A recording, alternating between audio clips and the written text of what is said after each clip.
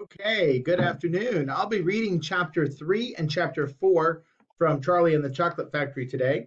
When we left off, Charlie was telling us that we were learning that Charlie would oftentimes at night go into his grandparents' bedroom and talk with them and hear stories that they were sharing with him. And Grandpa Joe was telling him about Mr. Wonka, Willy Wonka, who owned the chocolate factory. So, chapter 3 is called Mr. Wonka and the Indian Princess.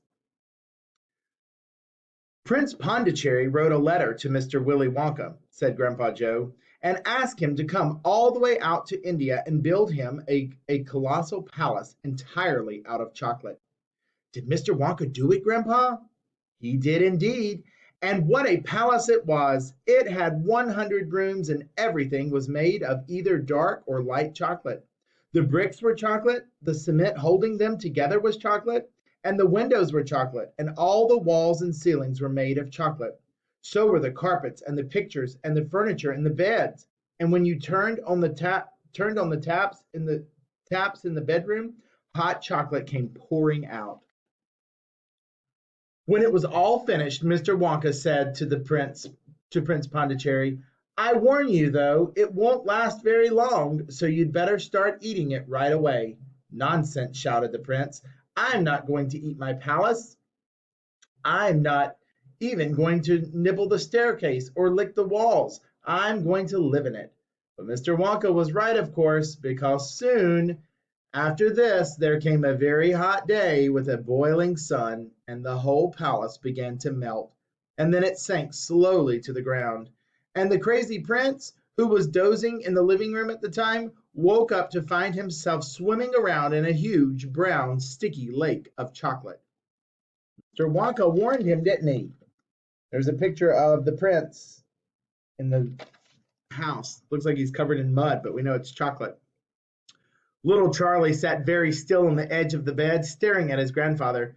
Charlie's face was bright, and his eyes were stretched so wide you could see the whites all around. It is all this really true? He asked. Or are you pulling my leg? It's true, cried all four of the old people at once. Of course it's true. Ask anyone you like. And I'll tell you something else that's true, said Grandpa Joe. And now he leaned closer to Charlie and lowered his voice to a soft, secret whisper. Nobody ever comes out. Out of where? Asked Charlie. And nobody ever goes in.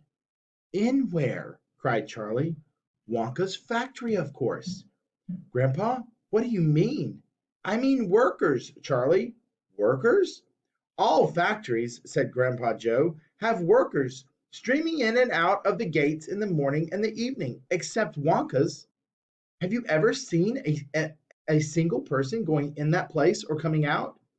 Little Charlie looked slowly around at each of the four old faces, one after the other, and they all looked back at him. They were friendly, smiling faces, but they were also quite serious. There was no sign of joking or leg pulling on any of them. Well, have you? Asked Grandpa Joe.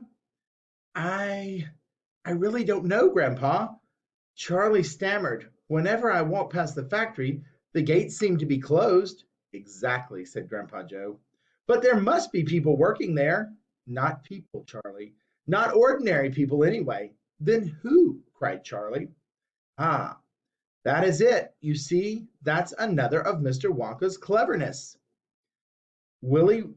Charlie, dear, Mrs. Bucket called out from where she was standing by the door. It's time for bed. That's enough for tonight. But, Mother, I must hear. Tomorrow, my darling. Tomorrow. That's right, said Grandpa Joe. I'll tell you the rest of the story tomorrow evening. That's the end of chapter 3. Chapter 4, The Secret Workers. The next evening, Grandpa Joe went on with his story. You see, Charlie, he said, not so very long ago, there used to be thousands of people working for Mr. Willy Wonka's factory. Then one day, all of a sudden, Mr. Wonka had to ask every single one of them to leave, to go home, and never to come back. Why? Asked Charlie. Because of spies. Spies? Yes. All the other chocolate makers, you see, had begun to grow jealous of the wonderful candies that Mr. Wonka was making, and they started sending in spies to steal his secret recipes. The spies took jobs in the Wonka factory, pretending that they were ordinary workers. And while they were there, each one of them found out exactly how certain special things were made. And did they go back to their own factories and tell? Asked Charlie. They must have, answered Grandpa Joe, because soon after that, um, Frickle Gruber's factory started making an ice cream that would never melt, even in the hottest sun. Then Mr. Prognosis' factory came out with a chewing gum that never lost its flavor, however much you chewed it. And then Mr. Slugworth's factory began making candy balloons that you could blow up to huge sizes before you popped them with a pen and gobbled them up. And so on and so on. And Mr. Willy Wonka tore his beard and shouted, "This is terrible! I shall be ruined! There are spies everywhere. I shall have to close the factory." But he didn't do that, Charlie said. Oh yes, he did. He told all of the workers that he was sorry, but they would have to go home.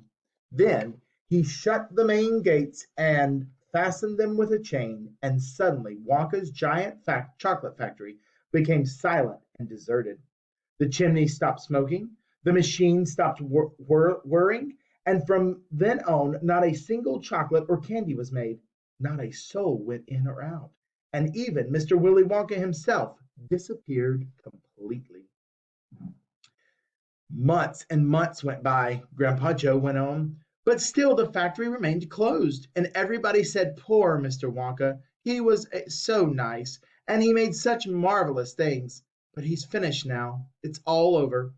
Then something astonishing happened. One day, early in the morning, thin columns of white smoke were seen to be coming out of the tops of the tall chimneys of the factory. People in the town stopped and stared. "What's going on?" they cried. "Someone's lit the furnaces. Mr. Wonka must be opening up again." They ran to the gates, expecting to see them wide open and Mr. Wonka standing there to welcome his workers back. But no, the great iron gates were still locked and chained and as securely as ever, and Mr. Wonka was nowhere to be seen. "But the factory is working," the people shouted. "Listen, you can hear the machines. Listen. They're all whirring again, and you can smell the smell of melting chocolate in the air." Grandpa Joe leaned forward and laid a long bony finger on Charlie's knee, and he said softly, "But most mysteriously of all, Charlie, were the shadows in the windows of the factory. The people standing on the street outside could see small dark shadows moving about behind the frosted glass windows." "Shadows of whom?" said Charlie quickly. That's exactly what everybody else wanted to know. "The place is full of workers," the people shouted, "but nobody's gone in. The gates are locked. It's crazy."